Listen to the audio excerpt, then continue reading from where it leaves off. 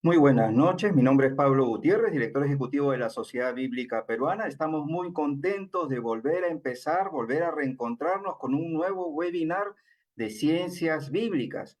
Un grupo de sociedades bíblicas nos hemos reunido para cada semana, cada viernes, traerle los mejores expositores para que puedan profundizar en el conocimiento bíblico. Y ya vemos de que hay personas de varias nacionalidades. Ahorita, a la fecha, tenemos ya una gran cantidad de participantes, 166 participantes. Saludamos a Eduardo de Bogotá, a Germán de Venezuela, Raquel de Ecuador, Luis de República Dominicana, Mario de Costa Rica, Ángela de Chile, Casier de Guatemala, Ernesto de México, Rogelio de Perú y así muchas personas más.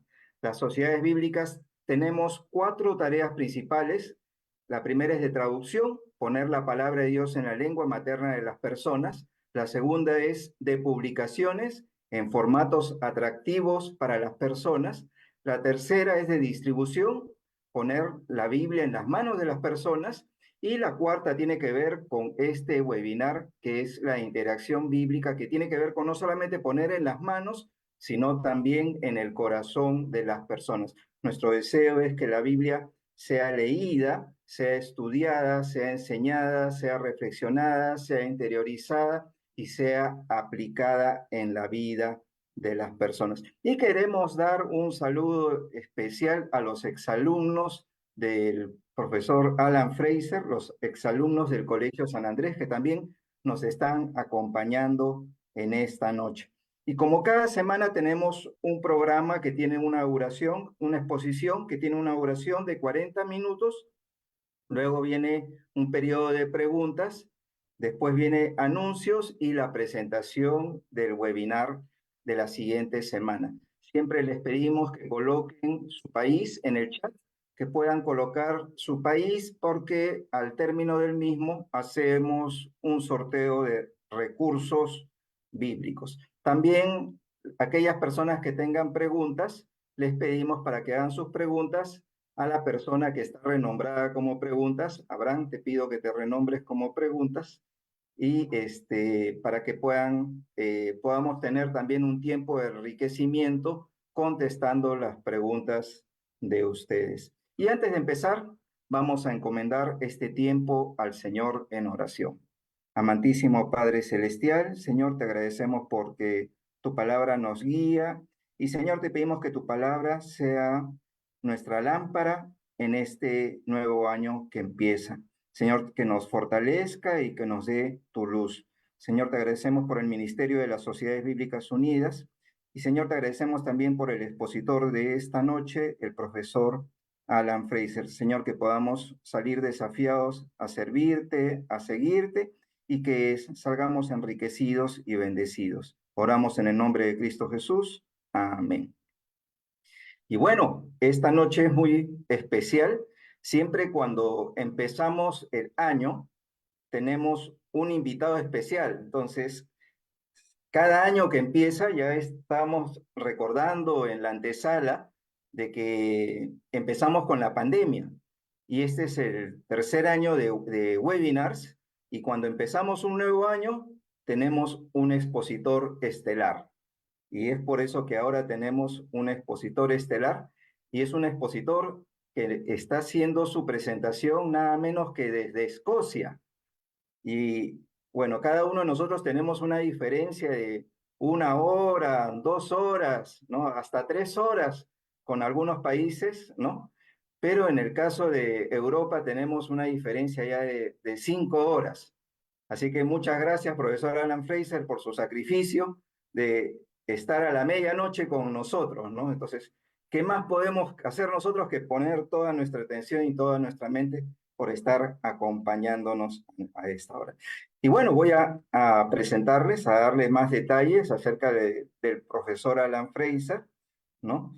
Él es nacido en Wick, en el norte de Escocia, es graduado en la Universidad de Edimburgo en Bachelor in Science, en química, es PhD en cristalografía de rayos X Y ya esa palabra cristalografía, ya yo dije, ¿qué será esto de acá? Así que me fui a buscar en Google y es la ciencia que se ocupa de la forma y propiedades de las sustancias cristalinas. Y bueno, ha sido profesor de ciencias, ¿no? Entonces ha sido profesor de nosotros también y ha sido un PhD enseñándonos a nosotros en el colegio, ¿no? Y también ha sido superintendente de general del Colegio San Andrés, ¿no? Posteriormente ha sido subdirector del Nicholson Institute en la isla de Lewis, en Escocia, ¿no? Entonces, para comentarles nomás de que este año un grupo de compañeros teníamos nuestro aniversario número 40 y fuimos a Edimburgo, Escocia, a visitar a nuestros profesores, a nuestros headmasters, entre ellos el doctor Alan Fraser, y él nos regaló un libro, Life Evolving in the Hands of God, ¿no? Entonces nos regaló este libro y lo empecé a leer y yo dije, esto está muy bien.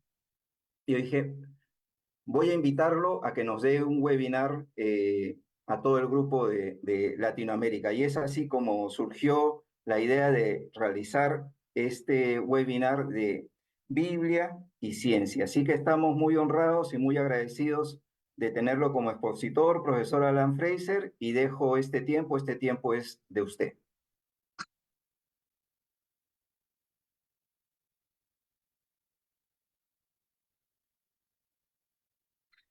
Muchas gracias. Sigo ahora con... Sí. Muy bien. Voy a compartir pantalla.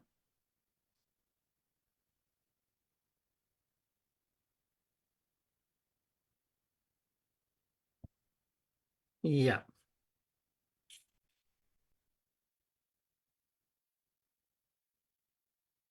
¿Ya todos pueden ver la pantalla bien? Ya, muy bien. Doy gracias a ustedes y al Señor por permitir estar con ustedes. Para nosotros, aquí ya estamos, ya es sábado, pero es un gran privilegio poder compartir algo de la palabra de Dios a mis hermanos en América Latina. 35 años después de haber salido del Perú. Me acuerdo bien esa mañana yendo al aeropuerto Jorge Chávez por taxi. El radio era simplemente ruido en el trasfondo hasta que escuché la palabra Lockerbie, el nombre de un pueblo en el sur de Escocia. Inmediatamente presté atención, pero no recibí más noticias acerca del Lockerbie hasta que llegué al Reino Unido y descubrí que un avión de Pan Am Airways se explosionó sobre Lockerbie. Para ustedes jóvenes es historia antigua. Lo menciono para pedir paciencia conmigo, un anciano que no ha hablado mucho español en más de 3 décadas.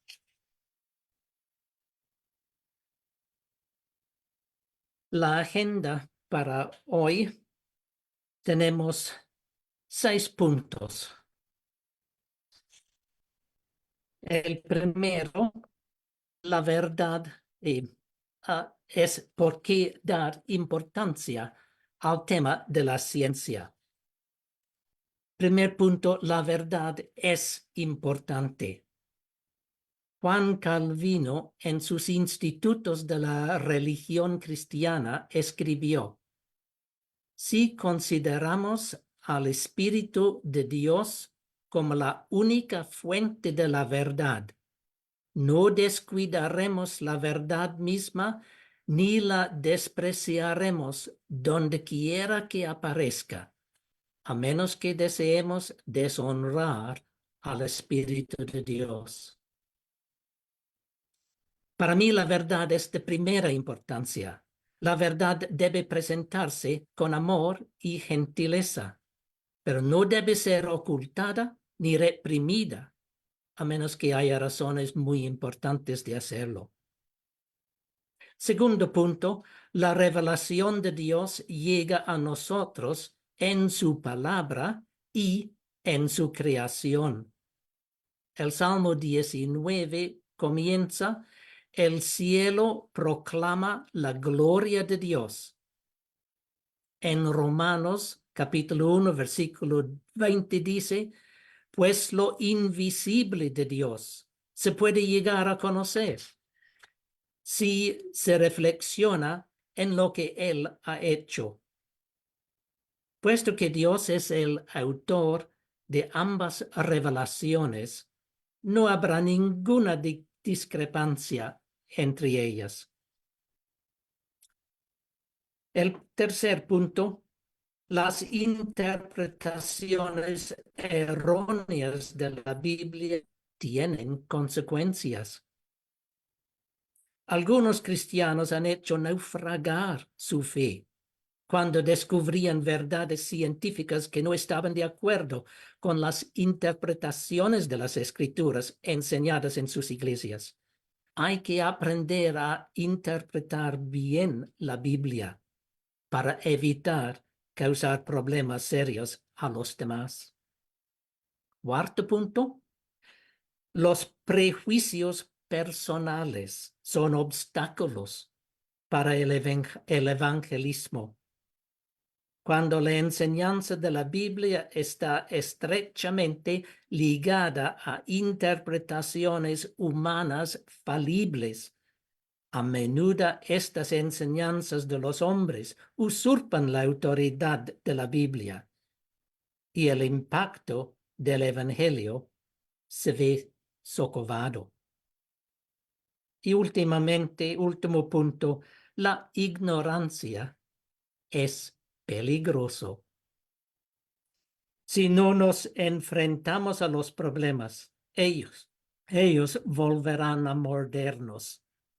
La ignorancia nunca es buena defensa de la verdad.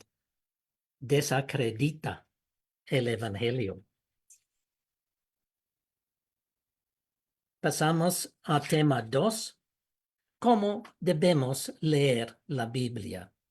Ya reconozco que ustedes son expertos mucho más que yo en este asunto.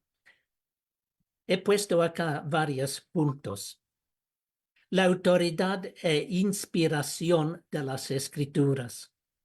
La Biblia es única en un sentido clave.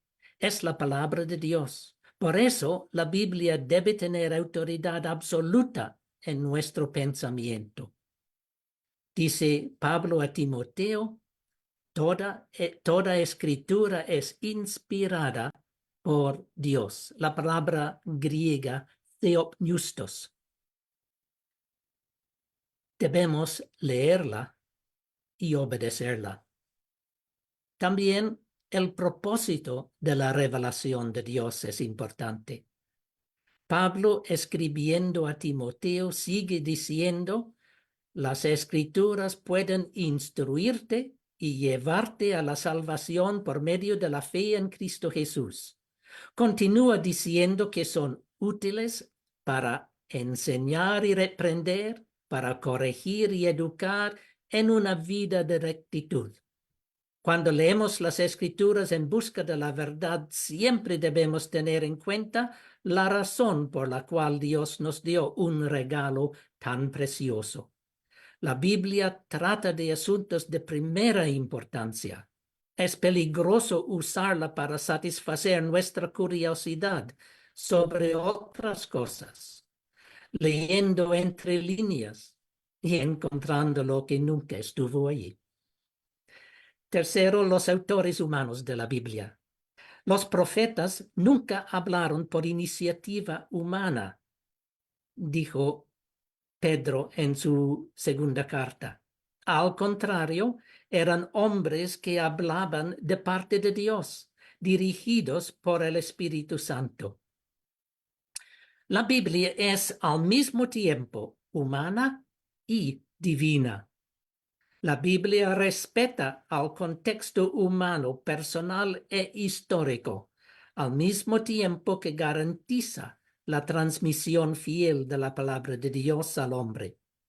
Mateo escribió como un judío con antecedentes hebreos, Lucas escribió para los gentiles y Juan, el discípulo más cercano a Jesús, escribió en la madurez de la vejez. Debemos conocer a los autores humanos para entender mejor sus escritos. La forma literaria de cada pasaje bíblico.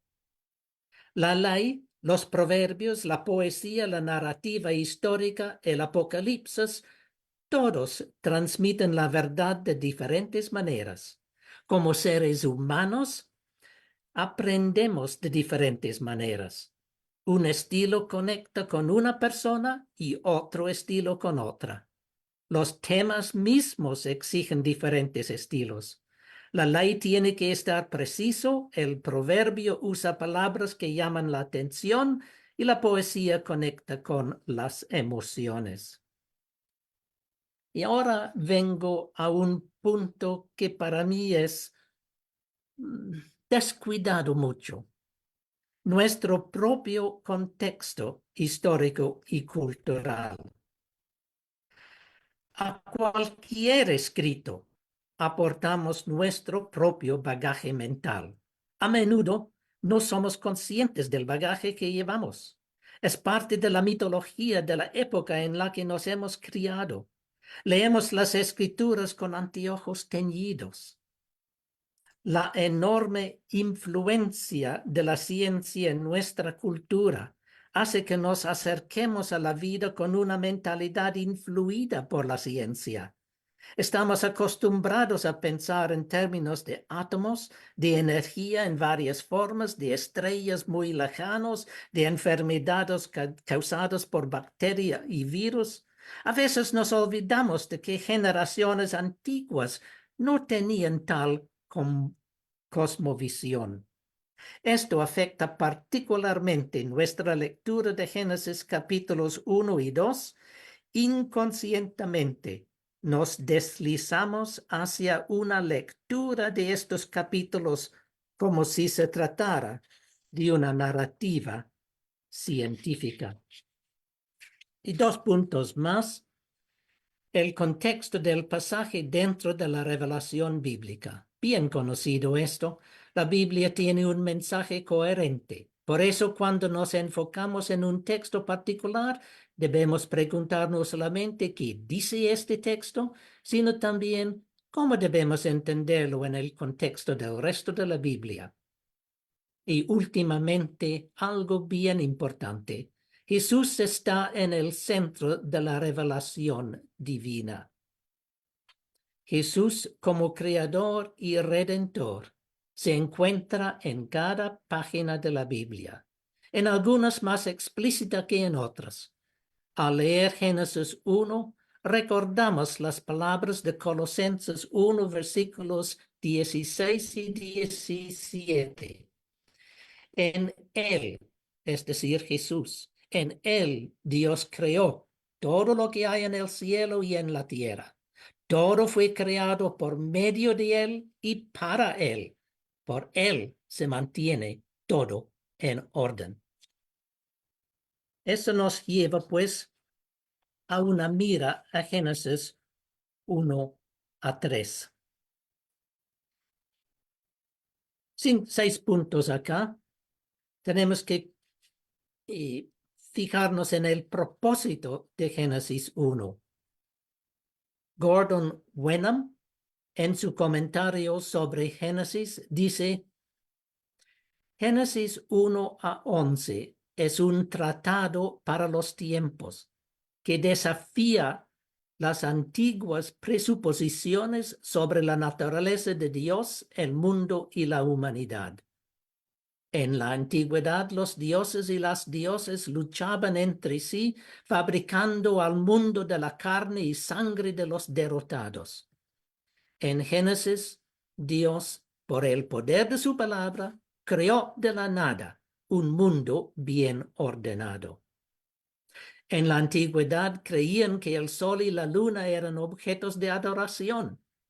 En el Génesis son objetos hechos por Dios, ni siquiera nombrados, sino simplemente se hace referencia a ellos como la luz mayor y la luz menor. La revelación de Dios que encontramos en los primeros capítulos de Génesis era un desafío a las creencias paganas del mundo antiguo. Segundo lugar, Génesis capítulos 1 a 3, los cimientos de la Biblia. Los capítulos primeros del libro de Génesis son el fundamento sobre el cual se asienta el resto de las escrituras. Nos enseñan que solo Dios es eterno y que Él creó todo lo demás que existe. Nos enseñan que su creación es buena, que hizo a los seres humanos a su imagen y semejanza, que los seres humanos son seres capaces de mantener una relación personal con su Creador, que el pecado entró en el mundo por la desobediencia y trajo graves consecuencias. Génesis capítulo 13, versículo 15 contiene la semilla del Evangelio. Hay tanta enseñanza fundamental en estos primeros capítulos. ¿Por qué buscar datos científicos? Y esto nos lleva pues al tercer punto.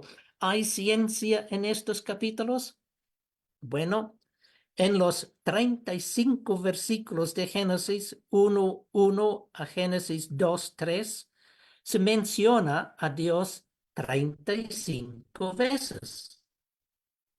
El Creador es el verdadero tema de estos versículos, no los mecanismos naturales por los cuales el mundo llegó a ser como lo vemos hoy. Para la Biblia, el universo físico es importante, es creación de Dios y debemos tomarla en serio y cuidarla bien. La Biblia habla de la relación entre Dios, el hombre y la tierra de tal manera que la agricultura, los artes y las ciencias son trabajos importantes y legítimos. Pero nos enseña que los árboles existían antes de los peces, o que el ritmo del día y noche existía antes del sol. No lo creo. Esto nos lleva a los días de Génesis 1. La duración de los días ha sido entendida de diversas maneras. Agustín señaló que Dios no creó el mundo en el tiempo, sino que lo creó con el tiempo. Él razonó que Dios trajo todo a la existencia en un solo momento de la creación. Desde el siglo XIX, los días han sido vistos por algunos como 6 días consecutivos de 24 horas y por otros como periodos largos. La interpretación que yo prefiero es verlos como una estructura literaria. Según Meredith Kline, profesor en Westminster Theological Seminary, los Estados Unidos, la evidencia bíblica pertinente indica que la imagen de una semana de días con sus tardes y mañanas es una figura literaria. No debe tomarse literalmente. Así, literaria, no literalmente. Eso nos lleva pues a la forma literaria de Génesis 1.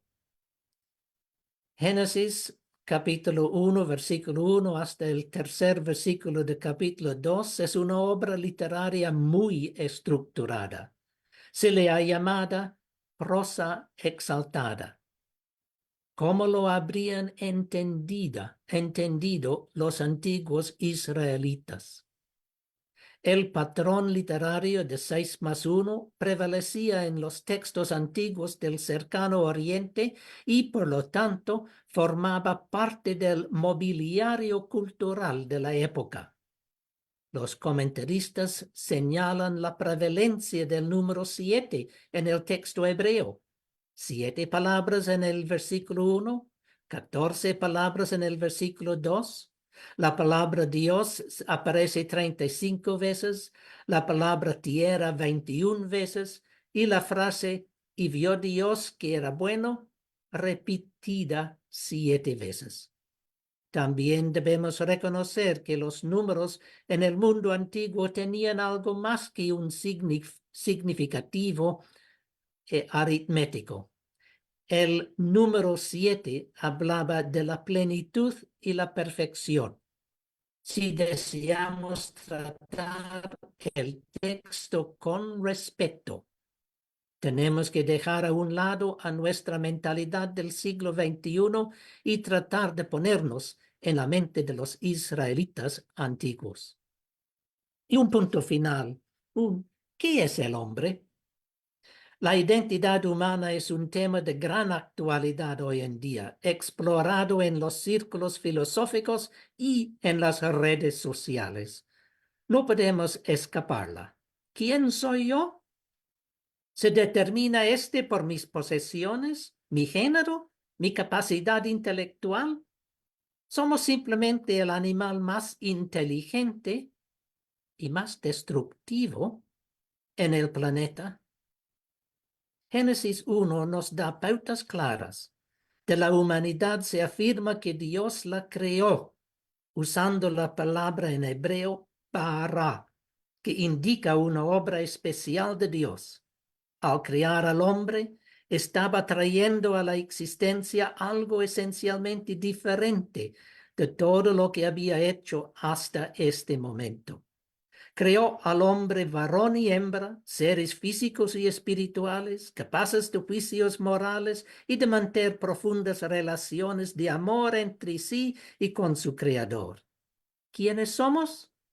Somos hombres hechos a la imagen de Dios. Llegando al tema 4, una teología de la ciencia.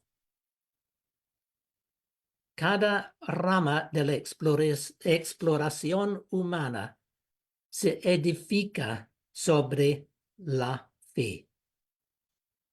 Para los ateos, la fe se opone a la razón. Sin embargo, la razón humana por sí sola no puede justificar el uso de la razón. Ni siquiera puede probar que la razón es un camino válido para descubrir la verdad, si es que la verdad exista. Hay que hacer presuposiciones antes de que la razón se ponga en marcha. El teísta sabe que la palabra de Dios nos da una base sólida para el pensamiento racional. Ahora, pues, el título de esta conferencia es La ciencia y la fe. Aquí tenemos representado en forma simple diferentes ciencias. Primeramente, las ciencias naturales, la teología, la filosofía. ¿Cómo se relacionan? En realidad no se relacionan como ciencias iguales. Así es mejor representarlo. Las ciencias naturales y la filosofía tienen una base sólida en la teología, en la revelación de Dios. La teología es la base sobre la cual todas las demás ramas de aprendizaje se edifican. Las ciencias naturales, la filosofía, los artes y todos los demás. Segundo, la ciencia tiene sentido en un marco teísta. Yo creo que es muy importante esto. Dios es un Dios de orden que ha hecho al hombre a su imagen y semejanza y le ha dado autoridad sobre la creación. Esto es a la vez un incentivo y una autorización para hacer las ciencias. Einstein dijo, lo más incomprensible del universo es que es comprensible. El teísta sabe que el universo es comprensible. Las leyes de la física son las que esperaríamos en un mundo creado por Dios. También el hombre fue colocado como rey en la creación, el representante de Dios. Dios quiere que nosotros la exploremos. Es por esta razón que la ciencia floreció durante el siglo XVI con el redescubrimiento de la enseñanza bíblica.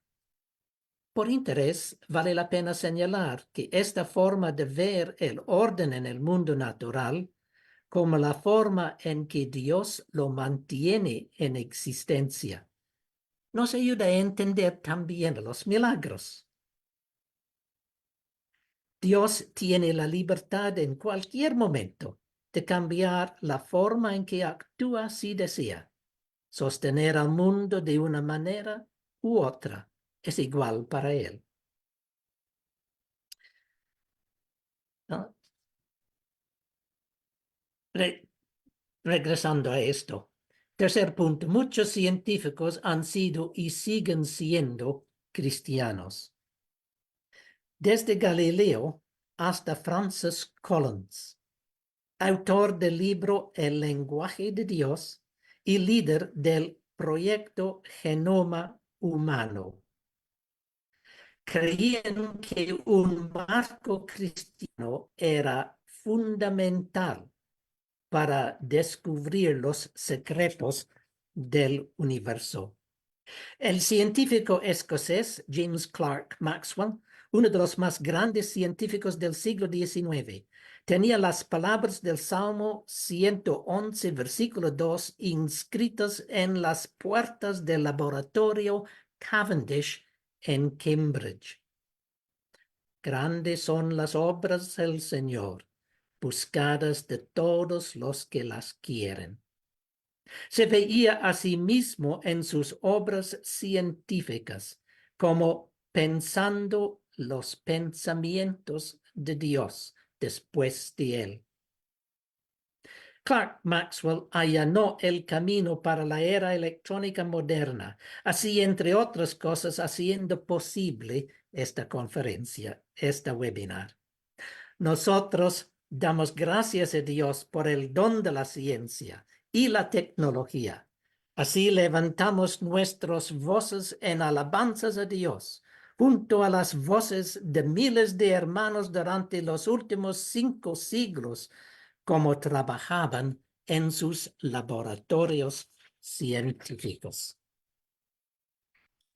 Quinto tema, la evidencia científica. Primero se formó el universo hace 13.000 millones de años y un poquito más. La teoría del Big Bang fue obra de un cura belga, Georges Lemaitre, y ha sido desarrollada en forma matemática coherente y respaldada por las observaciones de los astrónomos. Según la teoría, en el comienzo, toda la materia y la energía estaba condensada en un espacio más pequeño de un átomo. Este espacio se explosionó violentamente y al enfriarse iban formando los elementos, las estrellas y los planetas. En este universo todo se aleja de todo lo demás. Esta expansión produce el efecto Doppler. El color de las estrellas más lejanas indica que ellos en realidad se retroceden de nosotros. También se descubrió un fondo de energía en los cielos que tiene una temperatura de acuerdo con la temperatura calculada por la teoría del Big Bang. Ahora pues, si las galaxias están a miles de millones de años luz de distancia, entonces estas galaxias deben tener una edad de miles de millones de años, ya que su luz ha llegado hasta nosotros.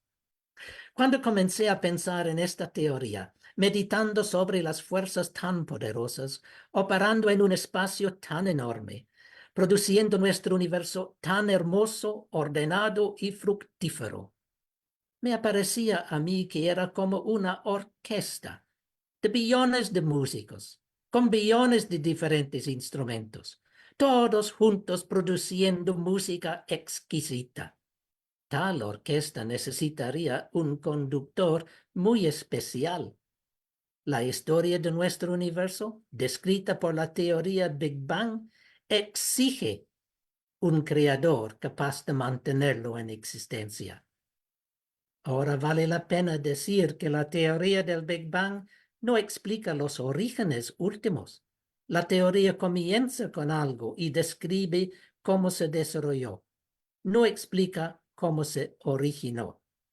Como teístas, creemos que Dios es trascendental, existiendo fuera de nuestro continuo espacio-temporal, que Él trajo nuestro continuo espacio-temporal a la existencia y continúa manteniéndolo en existencia. Se formó la Tierra hace 4.000 años de edad. Aquí más brevemente. Tenemos evidencia de la edad del planeta Tierra de muchas diferentes fuentes. Entre ellos, la descomposición de elementos radiactivos, la formación de roca sedimentaria, la formación de roca ígnea, la formación de roca metamórfica y movimientos de placas tectónicas y formación de montañas. Lo que quiero decir acá es simplemente, es notable que la evidencia de estas diferentes fuentes de datos producen, la evidencia que estas diferentes fuentes de datos producen converja en el mismo resultado para la edad de la Tierra. Ahora consideramos el registro fósil. Los estratos de roca más antiguos contienen fósiles de forma de vida más simples. Y los estratos más jóvenes contienen las formas de vida más complejas. En ninguna parte del planeta se encuentran fósiles de reptiles antes de anfibios, o de anfibios antes que peces, o de árboles frutales antes que peces. Los primeros fósiles de anfibios tienen características más parecidas a las de los peces y los anfibios. Y los primeros mamíferos más características reptilianas. Es el registro fósil, describe claramente la creciente complejidad de las formas de vida a lo largo de miles de millones de años. 2 puntos más. El genoma humano, gran obra de descubrimiento biológico. El proyecto Genoma Humano identificó el código molecular que define las características físicas del ser humano. De la misma manera, los genomas de otros animales se han identificado.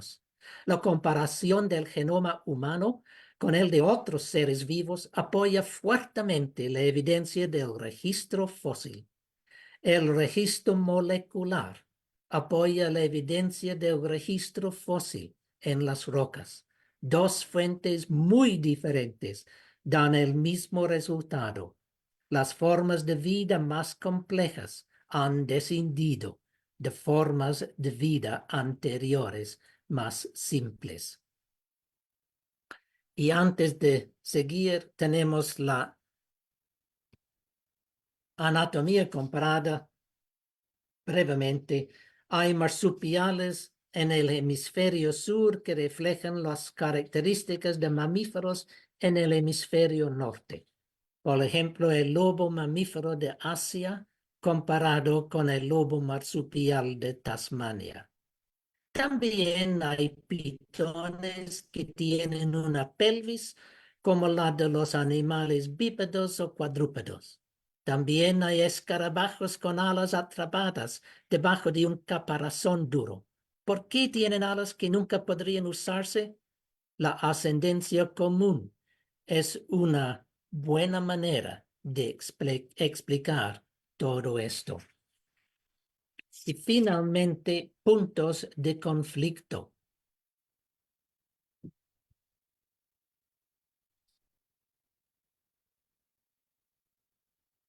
Esto es un poco más difícil. Vamos a ver. La providencia y las causas naturales. Siguiendo la publicación por Darwin de su libro El origen de las especies, el mundo cristiano reaccionó de diversas maneras. Para algunos, la evolución implicaba necesariamente mutaciones por pura casualidad, sin rumbo, negando el propósito y por lo tanto negando a un creador. Tal punto de vista es común entre ateos y cristianos. Sin embargo, hubo otros que reconocían que Dios es soberano incluso sobre los acontecimientos que parecen ser casualidad. Entre los que lo vieron así estaba B.B. Warfield, el profesor de teología reformada en el seminario de Princeton, Estados Unidos. Era reconocido como experto en la teología de Juan Calvino. Para él, la nueva teoría de la evolución era muy interesante y no vio ningún conflicto entre ella y la Biblia. Lo veía como una teoría científica que debe mantenerse, cambiarse o descartarse según la evidencia científica. Las escrituras, según él, no se pronunciaron sobre el asunto. Él creía que cualquier acontecimiento material podía entenderse tanto en términos de acción divina como de procesos materiales. Por ejemplo, un gorrión cae al suelo en la providencia de Dios. Esto de ninguna manera niega una explicación científica en términos de causas naturales. Al examinar el porqué de cualquier acontecimiento, debemos que tomar en cuenta tanto la soberanía de Dios como las causas naturales. Warfield creía que estaba siguiendo los pasos de Juan Calvino en este enfoque. Segundo, consideremos la descendencia común. Según Warfield, Calvino creía que Génesis 1:1 enseñaba que en el principio Dios creó todo de la nada y que el resto del capítulo describe un proceso de desarrollo hasta el punto en que el ser humano fue creado. Warfield concluye que la doctrina de Calvino sobre la creación es para todo, excepto para las almas del hombre, una de evolución. Era él muy contento con aceptar la posibilidad de que el hombre también se evolucionó en cuanto a su naturaleza física. La Biblia sí dice que Dios formó al hombre del polvo de la tierra. Sin embargo, debemos entender lo que Dios hizo. No es que le diera a una figura inanimada la vida que todos los demás animales poseen. Eso hubiera sido hacer simplemente otro animal más. La Biblia enseña que Dios comenzó con la materia que él mismo había creado e hizo al hombre por impartirle el aliento de la vida y así creó un alma viviente. Fue ese acto de creación divina al que dio existencia al hombre. El texto del Génesis ciertamente establece un vínculo entre los seres humanos y el polvo de la tierra, pero Génesis 1 subraya el hecho de que el hombre era mucho más que un animal. Fue creado a la imagen de Dios. Y la casualidad y la providencia. Quizás la mayor dificultad para muchos es el elemento del azar en el proceso de la evolución. La selección natural actúa sobre mutaciones que surgen por casualidad. Para mí era un gran problema intentar traducir la palabra inglesa chance. Vamos a ver si he tenido éxito. Hay tres maneras de entender el azar. Primeramente, el azar epistemológico. En este sentido, los eventos se rigen por las leyes naturales, pero nosotros no podemos predecir el resultado por nuestras limitaciones humanas. Un ejemplo sería lanzar una moneda al comienzo de un partido de fútbol para determinar cuál equipo iniciará el juego. A efectos prácticos, es pura casualidad. Pero reconocemos que las leyes de la física están operando todo el tiempo que la moneda está en el aire. Tales acontecimientos no están fuera de la soberanía de Dios. Proverbios 16 dice, el hombre echa las suertes, pero el Señor es quien decide todo. El teísta no tiene ningún problema usando el azar en este sentido. Pero ¿qué de el azar ontológico? Esto ocurre cuando no hay antecedentes que pueden conocerse de antemano que podrían permitir una predicción. A esto se suele llamar pura casualidad. Un ejemplo en ciencia de lo que parece ser el azar ontológico es la desintegración de los isótopos radiactivos. Es imposible predecir cuál átomo se desintegrará a continuación.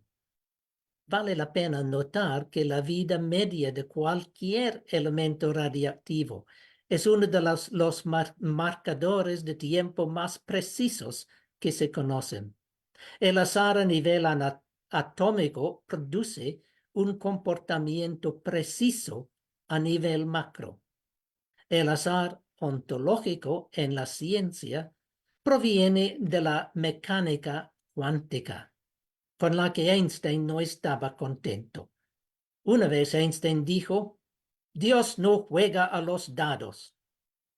Niels Bohr, el físico danés, respondió, Einstein, deja de decirle a Dios lo que tiene que hacer.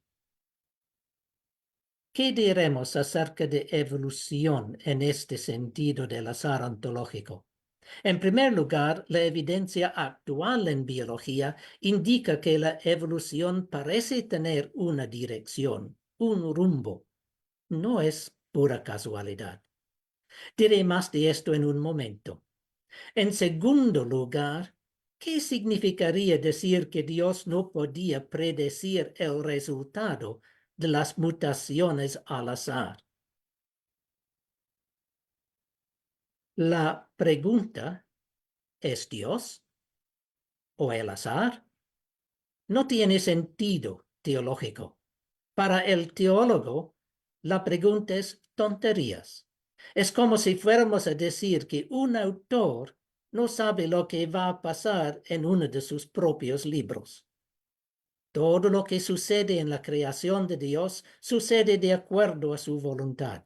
Si Él dice que debe suceder, sucederá. Al contrario, no. Si hay acontecimientos de pura casualidad en el universo, existirían por la voluntad de Dios. El azar metafísico, más simple. Esto va mucho más allá de la ciencia. Al hablar del azar como si fuera un agente capaz de actuar, como si fuera la antigua diosa de azar.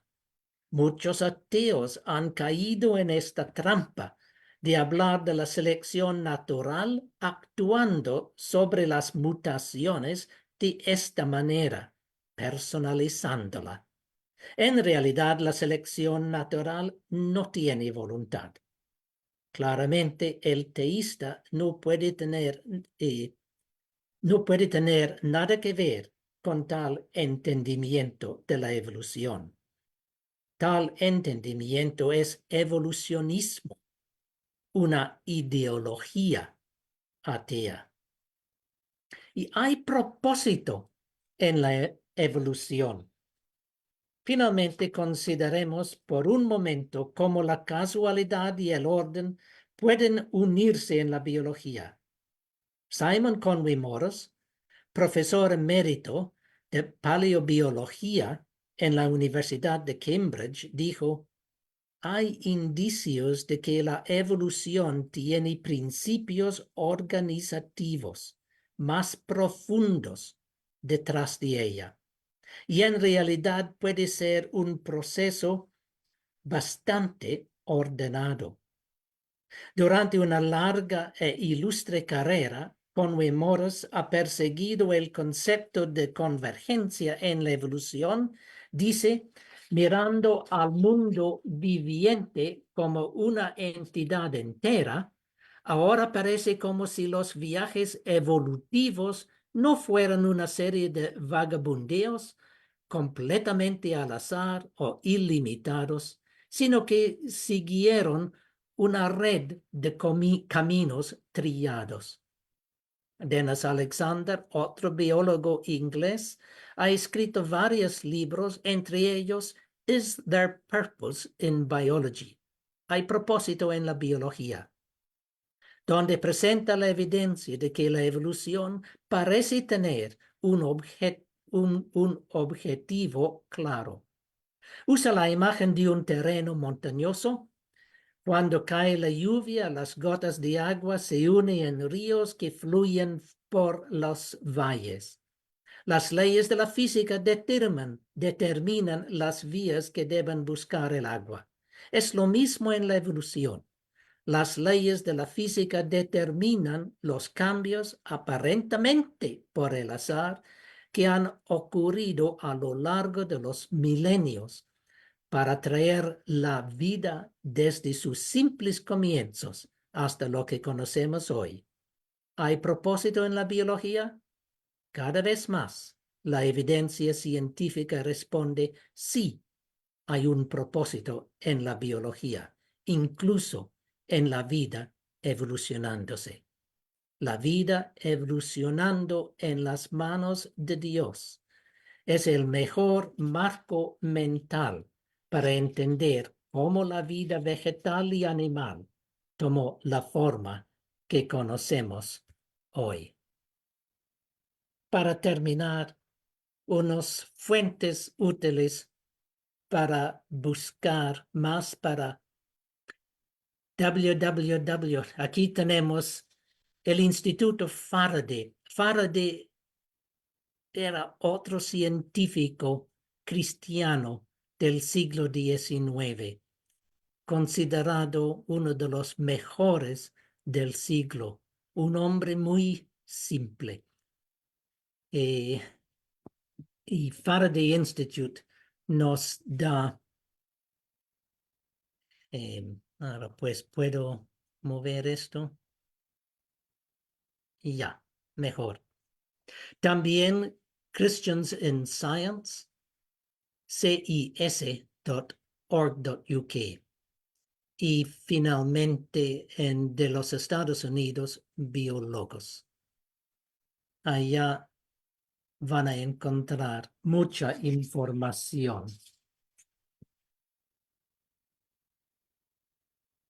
Muchas gracias Muy agradecido. por su paciencia. Muchas gracias, hermano Alan Fraser. Es todo un gusto poderlos tener aquí en los webinars de los días viernes de Campus Bíblico Virtual. Quiero comunicarles que nuestro hermano nos ha permitido compartir su PowerPoint, así que luego de los anuncios que voy a compartirles, estaremos compartiendo en el chat de este Zoom el PowerPoint. Muy bien, quiero comunicarles lo siguiente. El día 20 de este mes de enero estamos iniciando 2 nuevos diplomados. Se trata del Diplomado Internacional en Educación Cristiana. Así que atención maestros de niños, adolescentes y jóvenes, están invitados a participar de este diplomado. Y el segundo diplomado que vamos a estar iniciando es el Diplomado Internacional en Antiguo Testamento. Estos diplomados cuentan con docentes de alto nivel de los diferentes países de Latinoamérica, cada uno de ellos expertos en su área. También les comunico que en el Diplomado de Antiguo Testamento contamos con biblistas y traductores de las Sociedades Bíblicas Unidas. Todos nuestros estudiantes cuentan con un campus bíblico virtual, en la cual se van a apoyar para poder repasar nuevamente sus clases. Voy a invitar a Ronald que pueda compartir los flyers, ¿ok? De este masterclass. Y quiero invitarles a cada uno de ustedes a participar de esta clase demostrativa. Vamos a tratar el tema Una mirada al Antiguo Testamento. Será expuesto por el profesor Luis Garavito. Él es traductor, consultor de traducciones, así que va a estar buenísimo. Y el siguiente masterclass es en educación cristiana. El tema que vamos a desarrollar es Equipándonos para el Ministerio de la Niñez. La expositora Elizabeth Gómez de Perú. Les invitamos a que ustedes puedan engancharse a estos masterclass. En el caso de educación cristiana va a ser el día martes 16, dependiendo el horario de su país, y el máster del diplomado en Antiguo Testamento será este sábado, sábado 13 de enero, en horas de la mañana, así que les invitamos también a participar. Y no quiero terminar sin antes darles esta bonita noticia. Se trata del acceso a una biblioteca digital que tendrán todos los inscritos a este diplomado, en la cual ustedes podrán encontrar una vasta cantidad de materiales que apoyarán sus aprendizajes en estos diplomados. Así que les invitamos a participar. Y también los que realicen pronto pago recibirán una Biblia de estudio por las Sociedades Bíblicas Unidas. Muy bien, voy a dar pase a Abraham. Adelante, Abraham, para el tiempo de preguntas. Gracias, Leti. Abrazo hasta Perú. Profesor Alan Fraser, debo decir que ha sido una de las ocasiones en este año y medio, 2 años que llevo en el proyecto, en el que más preguntas me han llegado. Es impresionante la cantidad de preguntas de los hermanos que están pues por demás interesados en el tema. Voy a tratar de unificarlas, de unirlas, en 3 o 4, englobando lo que los hermanos quieren mencionar, quieren preguntar, y pensando, por supuesto, en pues abarcar la mayor cantidad de las preguntas que tienen.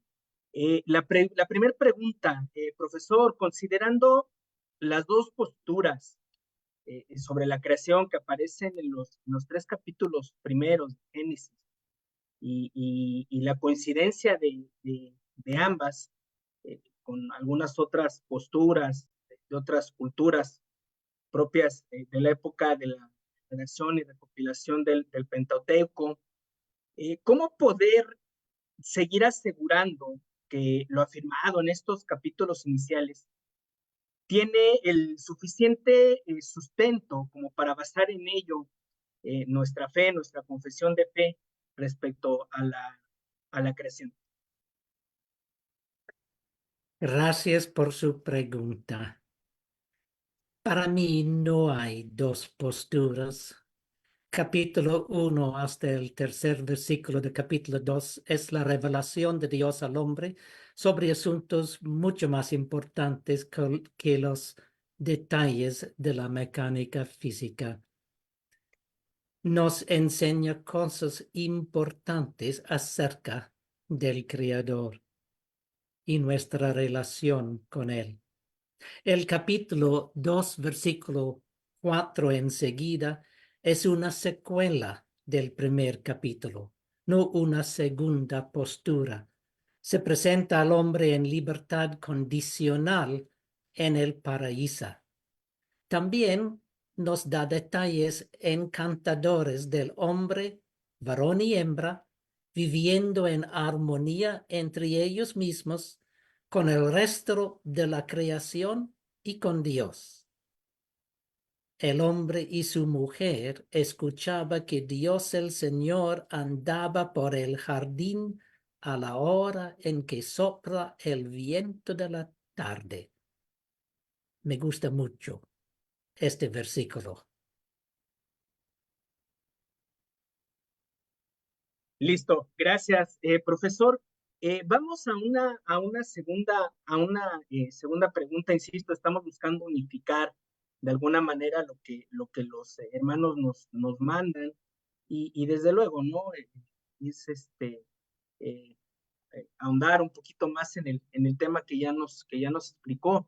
En la historia de la iglesia moderna han existido diferentes autores y líderes de las principales denominaciones que han sostenido que teorías como la de la evolución, el Big Bang, no solo no contradicen, sino que además dan sustento a la enseñanza de la creación de Génesis 1, ¿no? Por ahí hay quien aseguró que no había oposición entre la evolución y la doctrina de la fe sobre el hombre y su vocación, si no se pierden algunos puntos de vista firmes.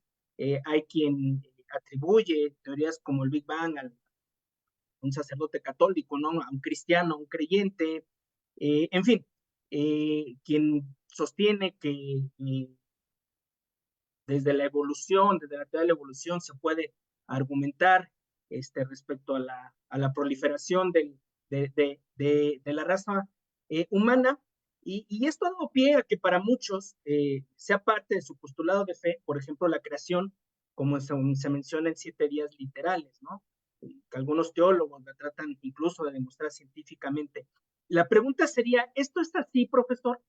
¿Hasta dónde sí o hasta dónde no, la ciencia puede ser argumento o debe ser argumento para una especie de apologética moderna?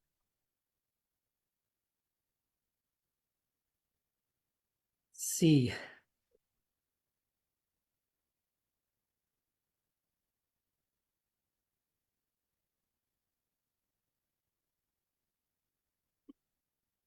Bueno, gracias por una pregunta que es como música en mis orejas.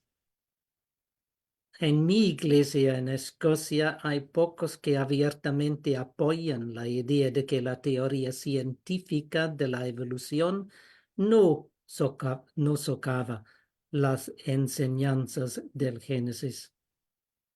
Por eso escribí mi libro, Life Evolving in the Hands of God, con el apoyo del Dr. Fergus MacDonald, antes secretario general de las Sociedades Bíblicas Unidas y un gran amigo mío.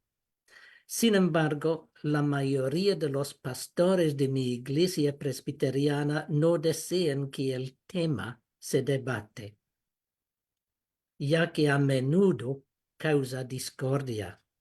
Como les dije en mi presentación, es peligroso ignorar la verdad y suprimirla deshonra al Espíritu Santo. Biólogos en los Estados Unidos y Christians in Science en Inglaterra, especialmente the Faraday Institute en Cambridge, hacen un buen trabajo al apoyar a los científicos cristianos, reconociendo que están haciendo la obra de Dios en su trabajo y que su fe es el mejor marca para esta obra. La ciencia es uno de los mejores argumentos a favor de la fe cristiana. Creo que lo que debemos preguntar, lo que los ateos deben contestar es la pregunta, ¿por qué existe algo? ¿Por qué no hay nada?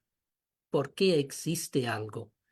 Igualmente, ¿por qué existe un mundo tan ordenado?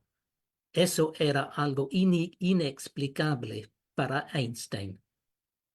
El mundo es comprensible y por eso la ciencia es buen argumento para apoyar las enseñanzas de la Biblia.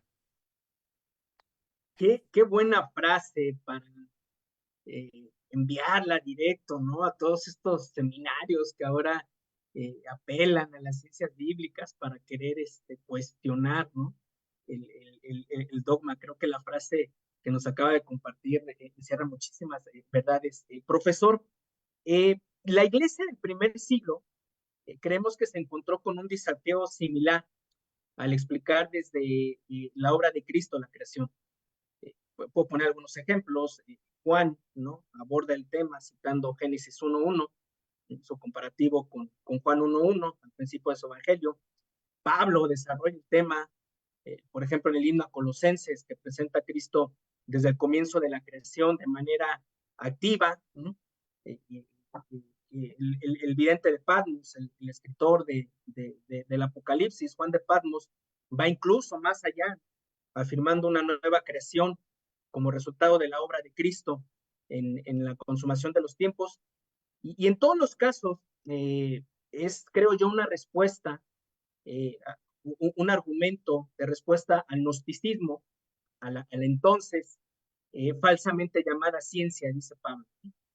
La pregunta sería, ¿qué podemos aprender de esta forma de argumentar de la iglesia del primer siglo ante los postulados científicos de su época, para hoy poder seguir ofreciendo respuestas plenamente fundamentadas en la cristología del Nuevo Testamento?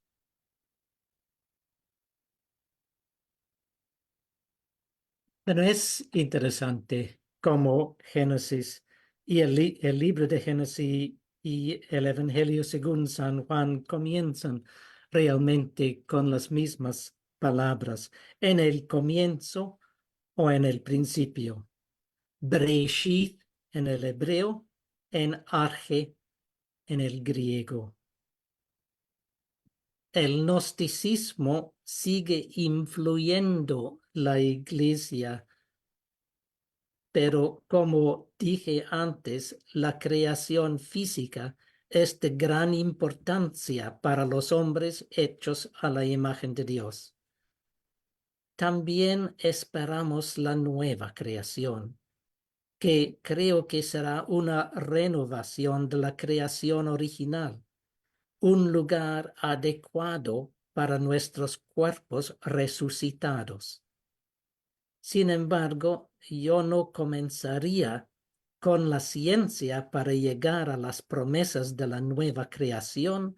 Comenzaría con el Dios de las promesas, que creó nuestro universo maravilloso, que entró en el lío que hemos hecho de él y que por la obra de Cristo en Calvario prepara el camino para la nueva creación. Nuestro Dios es fiel y Cristo, como se presenta en Colosenses, era el creador, todo fue creado por él y para él, y él mantiene todo en existencia.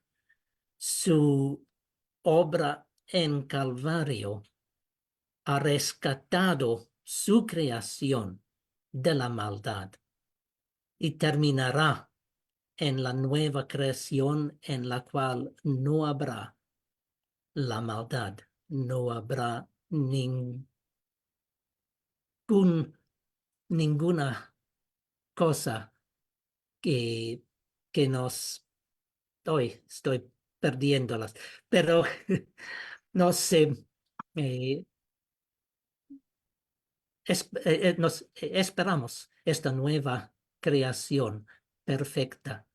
Claro. Cristo lo ha hecho posible y todo depende de lo que Él hizo y de las promesas de Dios. Gracias, profesor. Me voy a atrever a salirme un poquito de el tiempo que generalmente tenemos asignado para las preguntas, pero es que en verdad esto lo hacemos porque son muchísimas las preguntas que siguen llegando. El tema ha resultado por demás apasionante para la gente que nos acompaña y creo que vale la pena este, tomarse otro tiempo. Una cuarta y última pregunta, profesor. Viendo la obra de Dios a través de la creación y hacia dónde va el mundo con los efectos de la acción del hombre, en el cambio climático, todo lo que sucede con la creación, ¿qué mensaje nos puede dar a la iglesia? ¿Cuál sería la aplicación práctica de todo esto que hemos conversado, considerando que la creación pues está cada vez más debilitada? Bueno, muchas gracias. Es una buena pregunta. Y podría darles una presentación más de una hora, pero solamente voy a decir 5 cosas. El universo pertenece a Cristo por ser su creador y redentor. Por eso, la creación tiene gran valor y los hijos de Dios debemos hacer todo lo posible para cuidarla. En segundo lugar, el hombre, por su codicia, ha causado un daño enorme. Este daño aflige más a los pobres que a los ricos. En tercer lugar, como hijos de Dios, debemos hacer sonar la alarma y abogar por la acción necesaria para detener todas las actividades dañinas. COP28 ha terminado por notar por primera vez, después de tantos años, que quemando los combustibles de fósiles hace daño al mundo. Cuarto punto, nuestros tiempos están en las manos de Dios. Es muy importante recordar esto. Podemos confiar en que Él preservará su mundo hasta el momento que haya Él elegido para poner fin al pecado en su creación. Así no tenemos el miedo que aflige tantos que ven el verdadero peligro en el mundo sin tener a Dios en sus pensamientos. Muchos, particularmente muchos jóvenes, tienen gran temor, no conocen a Dios y por eso lo que ven sucediendo en el mundo de hoy con el problema que tenemos, esto les da miedo. Y finalmente, el meteorólogo más importante en el Reino Unido hace 15 años era Sir John Houghton, que era cristiano. Y él hablaba claramente a las potencias políticas de su época sobre los peligros que avecinaban. Lastimosamente, muchos no tomaban en cuenta lo que él estaba diciendo. Ahora para nosotros, creo que lo mejor que podemos hacer es orar para que Dios levanta a otros para que tomen el lugar de Sir John Houghton, un gran creyente en Cristo que sabía muy bien. Hace 15 años en una conferencia de Christians in Science, Sir John Houghton presentó su entendimiento de lo que estaba sucediendo en el clima.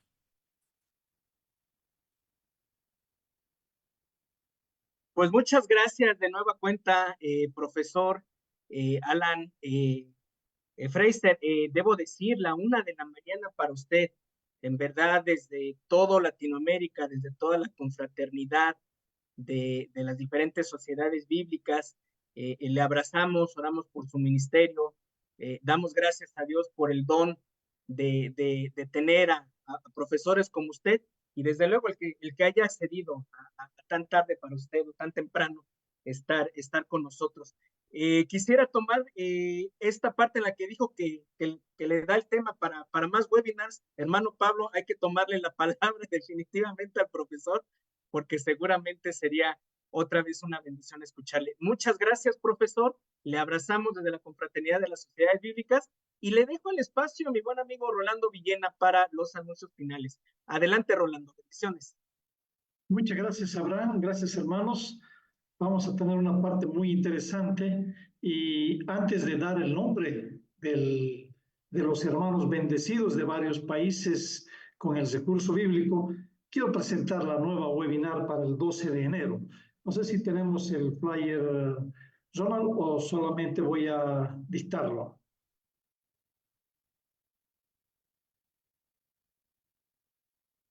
Ahí está. Este viernes 12 de enero, hermanos, para los que amamos los salmos, vamos a tener un estudio exegético del Salmo 1, 6 versículos, pero yo creo que va a ser un tiempo muy especial. El tema dice, 2 modos de ser y de proceder. 2 modos de ser y de proceder. Un estudio exegético del Salmo número 1. Hermano, vaya preparándose. Tenemos un buen grupo de estudiantes de Biblia que nos acompañan cada fin de semana. Creo que hay que preparar una buena cantidad de hojitas y material para este trabajo que va a ser muy interesante. Vamos a tener con nosotros a la profesora desde Colombia, Elizabeth Rodríguez. Ella es máster en Teología de la Biblia, entonces será un tiempo muy especial. Hermanos, marquemos nuestro tiempo para este viernes 12 de enero. Entonces, está comunicado. Y bueno, voy a compartir en este momento los nombres de los ganadores que tenemos en esta oportunidad de los recursos. Desde el Perú tenemos al señor Johnny Mamani. De Chile, Flor Abarca. De Ecuador, Patricia Villarruel. De Guatemala, Rosángel Barrios. De Colombia, Carmen Pérez. De Bolivia, Carlos Dapara. México, Jafet Bobadilla. De Paraguay, Lidia López. República Dominicana, Luis Carela. Qué interesante. Esta webinar hemos empezado con un lindo grupo de varios países que nos están acompañando y qué bendición de bendecir, hermano. Usted ha escuchado su nombre. Acérquese a la Sociedad Bíblica en su país y diga, he sido bendecido con un recurso bíblico, y se va a ir bien bendecido y va a conocer el ministerio de la Sociedad Bíblica en su país. Muy bien, voy a invitarles a que terminemos este tiempo de bendición con una palabra de oración y agradecerle a Dios por esta oportunidad que nos da vida en este año 2024 y que sea también de mucha bendición para continuar nuestros webinars con las Sociedades Bíblicas Unidas. Vamos a orar y después vamos a abrir nuestros micrófonos para podernos dar un saludo. Acompáñenme orando, hermanos. Amado Dios, quiero darte gracias porque solamente es tu voluntad que podamos unirnos, hombres y mujeres de varias partes del mundo, Señor, y encontrar también siervos tuyos que quieran compartir de los talentos y las capacidades que tú has puesto en sus vidas, Señor.